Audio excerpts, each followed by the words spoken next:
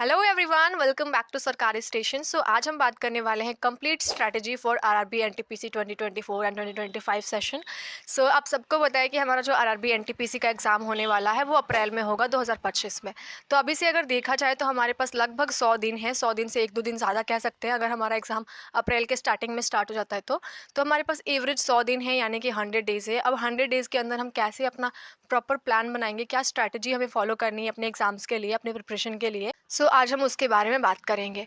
तो सबसे पहले मैं आपको बता दूं कि हमारा जो एग्ज़ाम होने वाला है वो अप्रैल में होने वाला है, because most of the questions मेरे यूट्यूब की वीडियोस पे रहती है कमेंट सेक्शन में कि एग्ज़ाम कब होगा।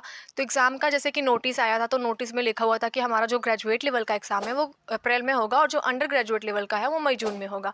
लेकिन उसमें फिक्स डेट नहीं निकली हुई है। जब आपका नोटिफिकेशन अगेन आएगा तो उसमें आपका डेट भी आ जाएंगे कि कौन से डेट पे कौन कौन सा एग्ज़ाम होने वाला है। फिलहाल बस इतना पता है कि आपका एग्ज़ाम अप्रैल में होगा ग्रेजुएट लेवल का, और अंडर ग्रेजुएट लेवल का अगर आप प्रिपरेशन कर रहे हो तो अंडर ग्रेजुएट लेवल वालों का एग्ज़ाम होगा आपका मई जून में। तो ये था एग्ज़ाम का जैसे कि अपडेट मैंने आपको बता दिया। इसके ऊपर मैंने एक वीडियो भी बना रखी है, आप जाके वो वाली वीडियो देख सकते हो। उसमें आपको प्रॉपर पता चल जाएगा कि कौन कौन सा एग्ज़ाम कब कब शेड्यूल किया हुआ है अकॉर्डिंग टू द नोटिस। सो ये रेलवे की नोटिस निकली थी तो मैंने उसके अकॉर्डिंग आपको बता दिया कि उस नोटिस में ये चीज़ें लिखी हुई थी। अब हम बात करेंगे प्रॉपर प्लानिंग, प्रॉपर स्ट्रैटेजी के बारे में। उससे पहले मैं आपको बता दूं कि स्ट्रैटेजी होती क्या है।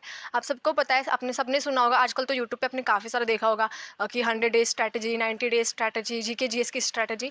तो ये स्ट्रैटेजी होती क्या है, ये इसके बारे में हम थोड़ा सा बात कर लेते हैं। तो स्ट्रैटेजी एक होता है प्लानिंग। आपने जैसे कि मैंने बोला कि हमारा 100 दिन बचा है एग्ज़ाम के लिए। 100 दिन के अंदर हम क्या क्या चीज़ें करने वाले हैं, किस तरीके से करने वाले हैं, वो ही स्ट्रैटेजी कहलाता है। फॉर एग्जाम्पल, मुझे दिल्ली जाना है तो मैं दिल्ली जाने से पहले सारे रूट चेक करूँगी कि कौन सा रूट दिल्ली जा रहा है, कौन से ट्रेन से मैं जा सकती हूँ, कौन से ट्रेन का टिकट मेरे लिए वर्थ इट रहेगा, कहाँ से मैं जाऊँगी, कहाँ से मैं ट्रेन पकड़ूँगी, कहाँ मेरा अराइवल होगा, कहाँ मैं, मतलब सारी चीज़ें एक प्रॉपर प्लान करूँगी, एक प्रॉपर रूट देखूँगी।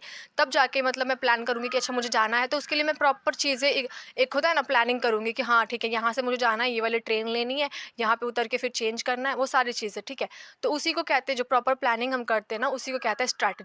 तो सेम एज आरआरबी एनटीपीसी की बात करें तो इसमें हमारी स्ट्रैटेजी कुछ ऐसी होगी कि जो हमारे पास 100 डेज़ बचे हैं, उसमें हम कैसे कैसे प्रिपरेशन करेंगे, क्या क्या रिसोर्सेज फॉलो करेंगे, कहाँ कहाँ से रिसोर्सेज यूज़ करेंगे, मतलब कहाँ से पढ़ाई करनी है, कितने दिन में कितना चीज़ कवर कर लेना है। फॉर एग्जाम्पल, आपने अगले 2 महीने का अपने प्रॉपर प्लान बनाया होगा कि स्टैटिक जीके कवर कर लेना है, या फिर कंप्लीट जीके जीएस हमें कवर कर लेना है 2 महीने में। तो जो आपने प्लानिंग बनाई है ना कि 2 महीने में हमें कर लेना है, तो फर्स्ट वीक में ये करूँगा, सेकंड वीक में ये करूँगा, थर्ड में ये। तो वो जो प्रॉपर प्लानिंग होती है उसी को हम स्ट्रैटेजी कहते हैं। सो आई होप कि आपको स्ट्रैटेजी समझ में आ गया होगा कि एक्ज़ैक्टली स्ट्रैटेजी होता क्या है। तो अब बात करते हैं रियली स्ट्रैटेजी के बारे में कि हम किस तरीके का स्ट्रैटेजी फॉलो करेंगे अपने आरआरबी एनटीपीसी के एग्ज़ाम की जो प्रिपरेशन कर रहे हैं उसके दौरान। तो सबसे पहले हम बात करेंगे रूटीन के बारे में, टाइम टेबल के बारे में, क्योंकि मोस्ट प्रोबेबली यही चीज़ें होती हैं कि हम एक प्रॉपर रूटीन फॉलो नहीं कर पाते। अगर आपको टाइम टेबल की वीडियो देखनी है तो आप ये वाली वीडियो देख सकते हो, मैंने अपलोड कर रखा है प्रॉपर, मैंने इसमें चीज़ें एक्सप्लेन कर रखी है। तो इसे मैं शॉर्ट में बताऊंगी कि हमें एक प्रॉपर टाइम टेबल कैसे रखना है। तो सबसे पहले टाइम टेबल की बात करते हैं। पॉइंट नंबर 1 हमारा होगा टाइम टेबल। तो स्ट्रैटेजी में सबसे पहले यही रखना है।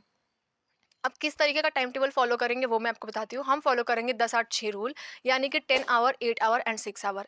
इंग्लिश में बोले तो बोलेंगे 10 hours rule, 8 hour rule and 6 hour rule. तीनों को मिक्स करके हम बोलते हैं हिंदी में 10-8-6 रूल, ठीक है। तो फॉलो करेंगे 10-8-6, 10 आवर स्टडी के लिए, 8 आवर स्लीपिंग के लिए और 6 आवर वर्क के लिए। आपको 8 घंटे सोना है, 6 घंटे काम करना है और 10 घंटे स्टडी करनी है। अब कुछ स्टूडेंट्स ऐसे होंगे जिनको 10 घंटे कम लग रहे होंगे, तो वो 8 घंटे जो मैंने नींद के लिए बोला, स्लीपिंग के लिए, उसमें से 1 घंटे माइनस करके वो अपनी स्टडी में इंक्लूड कर लेंगे। तो आपका स्टडी आवर हो गया 11 घंटे, स्लीपिंग आवर आपने 7 घंटे कर लिया। फिर जो मैंने वर्क के लिए 6 घंटे दिया था, उसमें से भी कुछ स्टूडेंट्स 1 घंटे माइनस करके अपने स्टडी में इंक्लूड कर लेंगे, क्योंकि यही टाइम है आपके पास, जितना आप मेहनत कर सकते हो वही आपके लिए बेनिफिशियल होगा। क्योंकि एक बार अगर आपने एग्जाम क्रैक कर लिया ना, तो फिर आपको पढ़ाई करने की टेंशन नहीं होगी।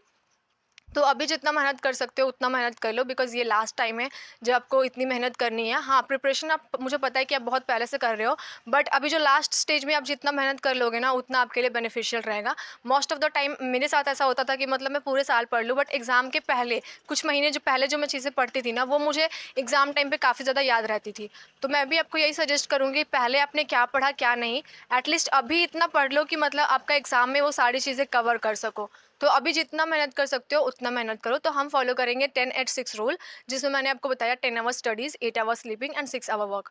बाकी अपने अपने अकॉर्डिंग एडजस्ट कर सकते हो, 1-1 घंटे चाहो तो माइनस कर लो अपने वर्क और स्लीपिंग आवर में से, और स्टडी में इंक्लूड कर लो। तो आपको ये रूटीन फॉलो करना है। आपको 10 घंटे को कैसे डिवाइड करना है उसके ऊपर मैंने ये वाली वीडियो में प्रॉपर बता रखा है, तो वो वाली वीडियो जाके देख लेना कि आपको 10 घंटे स्टडी किस तरीके से करनी है। मैंने आपको बता दिया कि हमें ये वाली रूल फॉलो करनी है। तो प्रॉपर टाइम टेबल का चीज़ हमारा क्लियर हो गया कि चलो ठीक है, प्रॉपर टाइम टेबल तो हम फॉलो कर लेंगे, लेकिन 10 घंटे में पढ़ेंगे क्या, अब ये बहुत ही बड़ा इंपॉर्टेंट टॉपिक है। जैसा कि मैंने बोला कि आपको क्या पढ़नी है वो सबसे ज़्यादा इंपॉर्टेंट हो जाता है। तो मैंने जैसे बोला कि ये वाली वीडियो आप देख सकते हो। इस वीडियो में मैंने पूरा एक्सप्लेन कर रखा है कि आपको कौन-कौन से टाइम पे क्या-क्या सब्जेक्ट्स पढ़ने हैं। तो ये वाली पहले वीडियो देख लो, उसके बाद ये वाली वीडियो देखना, क्योंकि उस वीडियो में मैंने पूरा कंप्लीट एक्सप्लेन कर रखा है कि कौन से टाइम पे आपको कौन-सा सब्जेक्ट पढ़ना चाहिए, कितनी देर पढ़ना चाहिए। तो पहले ये वाली वीडियो देख लो, फिर ये वाली वीडियो आपको समझ में आएगी। अब बात करते हैं पॉइंट नंबर 2 में कि हमें पॉइंट नंबर 2 में क्या चीज़ फॉलो करनी है। तो सबसे पहले तो आपको अपना सिलेबस कवर करना होगा। तो हमें कवर करना है 90 डेज़ के अंदर, क्योंकि हमारे पास ज़्यादा दिन नहीं है। अगर देखा जाए तो एवरेज हमारे पास 102 या 103 दिन होंगे, या उससे थोड़ा मतलब 1-2 दिन ज़्यादा होगा, ठीक है? तो एवरेज कह सकते हैं कि 100 डेज़ हमारे पास हैं। तो 100 डेज़ के अंदर तो हमें कंप्लीट करना है अपना पूरा सिलेबस वगैरह भी, रिवीजन भी हो जाना चाहिए, प्रैक्टिस भी हो जाना चाहिए।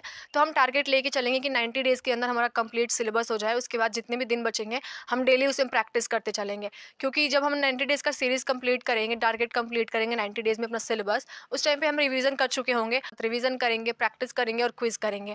तो जो 10 दिन बचेगा उसमें हम मोस्ट प्रोबेबली अपना मॉक टेस्ट देंगे, और ज़्यादा से ज़्यादा कुछ पीवाईक्यू अगर रह गए होंगे तो वो पीवाईक्यू करेंगे। तो हमें ऐसे लेके चलना है कि मतलब 100 दिन हमारे पास है, तो कम से कम 90 दिन के अंदर हमारा सारी चीज़ें कंप्लीट हो जाए, ताकि 10 डेज़ अगर हम रिलैक्स के लिए भी ले तो हमारे लिए 10 दिन बच जाए, ठीक है? तो इस तरीके से हमें एक प्रॉपर प्लान बनाना होगा। अगर आप चाहो तो मेरा 90 डेज़ का टारगेट सीरीज़ जॉइन कर सकते हो। टेलीग्राम पे आपको फुली डिटेल मिल जाएगा कि क्या-क्या चीज़ें हैं, क्या-क्या प्रोसेस है उसकी। इसका फ़ी है सिर्फ़ 49 रुपीज़। आप चाहो तो 20 दिसंबर से पहले जुड़ सकते हो, अगर अदरवाइज़ 20 दिसंबर के बाद फ़ी इंक्रीज़ हो जाएगी। तो अगर आप चाहो तो जॉइन करना, अदरवाइज़ आप खुद से भी टारगेट्स वगैरह सेट कर सकते हो कि 90 दिन तक आपको क्या-क्या चीज़ें पढ़नी है, कैसे-कैसे पढ़नी है। क्योंकि हम 90 दिन जब अगर सिलेबस कवर कर रहे हैं तो हमारे पास एक प्रॉपर प्लान होना चाहिए कि 90 दिन के अंदर हमें अपना पूरा सिलेबस कवर करना है। अब कवर कैसे करना है उसके लिए आप अपना प्लानिंग बना सकते हो कि फर्स्ट वीक में मुझे ये सब्जेक्ट्स पढ़ने हैं, सेकंड वीक में मुझे ये कर लेना है, फर्स्ट मंथ के खत्म होते-होते मेरे ये सारे सब्जेक्ट्स कंप्लीट हो जाने चाहिए। तो उसके अकॉर्डिंग आप 90 डेज़ का एक प्रॉपर प्लान बनाओगे और सिलेबस कंप्लीट करोगे। तो ये था हमारे पॉइंट नंबर 2 में कि हमें अपना सिलेबस कंप्लीट करना है 90 डेज़ के अंदर। सिलेबस कंप्लीट करने के साथ-साथ उसमें प्रैक्टिस भी इंक्लूड करना होगा, क्योंकि 90 दिन के अंदर हम सिर्फ सिलेबस ही नहीं बल्कि प्रैक्टिस और रिवीजन भी करेंगे। बाकी जो हमारे पास लास्ट का डे बचेगा उसमें या तो आप रिलैक्स करो, या फिर उस टाइम पे आप पीवाईक्यू वगैरह और मॉक टेस्ट वगैरह लगा सकते हो। नाउ पॉइंट नंबर 3, तो पॉइंट नंबर 3 है mock analysis. Yes, mock test देने के बाद आपको मॉक टेस्ट का एनालिसिस भी करना होता है। अब ऐसा तो है नहीं कि आपने सिलेबस कंप्लीट कर लिया, प्रैक्टिस कर लिया, रिवीजन कर लिया, क्विज भी लगा लिया, पीवाईक्यू भी दे दिया और जब मॉक टेस्ट दिया, मॉक टेस्ट देने के बाद आपका खत्म। जी नहीं, मॉक टेस्ट देने के बाद आपको उसका एनालिसिस करना होता है कि जो गलतियां आपने उसमें करी अपने मॉक टेस्ट के दौरान, वो गलतियां आपने क्यों करी और किस वजह से करी, इसका पता होना आपको बहुत ज़रूरी है। तो एक एनालिसिस बहुत इंपॉर्टेंट है, ताकि आपको पता चले कि ये गलतियां कहाँ हुई है, किस कारण से हुई हैं, ताकि आप उन गलतियों को सुधार सको। तो जब आप मॉक का एनालिसिस करोगे तो आपको पता चलेगा कि आपने यहाँ मिस्टेक करी है, इन वजह से मिस्टेक करी है, या फिर ये टॉपिक आपका वीक है। तो आप उसे रिपीट करके फिर से रिवीजन करोगे एंड उसकी फिर से प्रैक्टिस करोगे, तो वो एरिया आपका स्ट्रांग हो जाएगा। जितना ही इंपॉर्टेंट आपका पीवाईक्यू एनालिसिस है, सेम एज आपका मॉक टेस्ट एनालिसिस भी है। पीवाईक्यू एनालिसिस हम इसलिए करते हैं ताकि हमें पता चले कि कौन-कौन से टॉपिक हमारे लिए इंपॉर्टेंट है और प्रीवियस ईयर में कौन-कौन से टॉपिक से क्वेश्चंस आए हैं। तो जिस तरीके से आप पीवाईक्यू का एनालिसिस करते हो, सेम एज आपको मॉक टेस्ट देने के बाद मॉक टेस्ट का भी एनालिसिस करना होगा। देखो, सिलेबस आप जितना चाहो कंप्लीट कर लो, लेकिन जब तक आप प्रीवियस ईयर क्वेश्चन नहीं लगाओगे, जब तक आप प्रैक्टिस नहीं करोगे, मॉक नहीं दोगे, तब तक आपका स्पीड या फिर आपका यूँ कहे कंसेप्ट क्लियर नहीं रहेगा। आप चाहे जितना भी कंसेप्ट क्लियर करके रख लो, आप चाहे जितना भी सिलेबस कंप्लीट कर लो, प्रैक्टिस बहुत ज़्यादा इंपॉर्टेंट है। जितना ज़्यादा आप प्रैक्टिस करोगे, उतना आपका स्पीड इंक्रीज़ होगा, आपके कंसेप्ट्स उतना ही ज़्यादा क्लियर होंगे और आप किसी भी तरीके के क्वेश्चन सॉल्व कर पाओगे अगर आपने ज़्यादातर प्रैक्टिस किए हुए हैं। तो जितना हो सके उतना प्रैक्टिस करो। और जैसे कि मैंने बोला, आप टारगेट सीरीज़ चाहो तो मेरा जॉइन कर सकते हो, फ़ी ओनली 49 रुपीज़ है। तो अगर आप 20 दिसंबर के बाद ऐड होना चाहते हो तो उस टाइम पे आपको एक्स्ट्रा फ़ी पे करना पड़ेगा। फ़िलहाल अभी के लिए 49 रुपीज़ है। 20 दिसंबर से पहले जो लोग अप्लाई कर सकते हैं, मतलब जो लोग जॉइन होना चाहते हैं, जॉइन हो सकते हैं। टेलीग्राम का लिंक आपको डिस्क्रिप्शन बॉक्स में मिल जाएगा।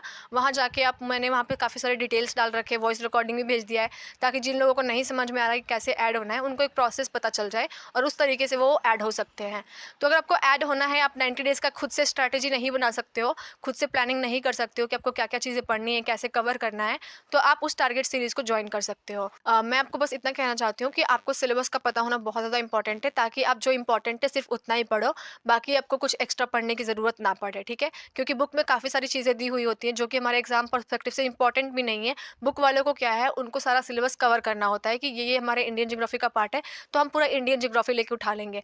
लेकिन हमारे एग्जाम में क्या पूछा जाता है वो हमें मैटर करता है, वो हमें ही देखना पड़ेगा कि क्या क्या चीज़ें इंपॉर्टेंट है। इस वीडियो में मैंने जो भी चीज़ें आपको बताई, जो भी पॉइंट्स मैंने आपको बताया है, उसे नोट डाउन कर लेना और सेम उसी को फॉलो करोगे ना, तो आई एम प्रिटी श्योर कि आपका एक प्रॉपर स्ट्रैटेजी आपके पास हो जाएगा एंड उसके बाद आप अपने एग्जाम्स के लिए इजीली सारी प्रिपरेशन कर पाओगे, टाइमली सारी चीज़ें क्लियर कर लोगे। तो ये था एक प्रॉपर प्लानिंग, प्रॉपर स्ट्रैटेजी अब जिससे आप फॉलो करके अपने एग्जाम्स के लिए प्रिपेयर हो सकते हो काफ़ी अच्छे तरीके से। सेम स्ट्रैटेजी आप CBT 2 के लिए भी करोगे तो चलेगा। फिलहाल हम CBT 1 पे फोकस कर रहे हैं, तो ये CBT 1 के जो भी स्टूडेंट्स हैं उनके लिए प्रॉपर स्ट्रैटेजी थी कि आपको इन पॉइंट्स को ध्यान रखना है अपनी स्ट्रैटेजी को बनाते वक्त, या यूँ कहें कि इस तरीके से आप अपनी स्ट्रैटेजी बना सकते हो। आई होप कि आपको ये वीडियो हेल्पफुल लगी होगी। वीडियो हेल्पफुल लगी हो तो लाइक, कमेंट, शेयर, सब्सक्राइब सब कर देना एंड टेलीग्राम पे अगर जुड़ना है तो टेलीग्राम का लिंक दे दिया डिस्क्रिप्शन बॉक्स में, जाके जुड़ सकते हो। मिलती हूँ मैं आपसे नेक्स्ट वीडियो में, तब तक के लिए बाय।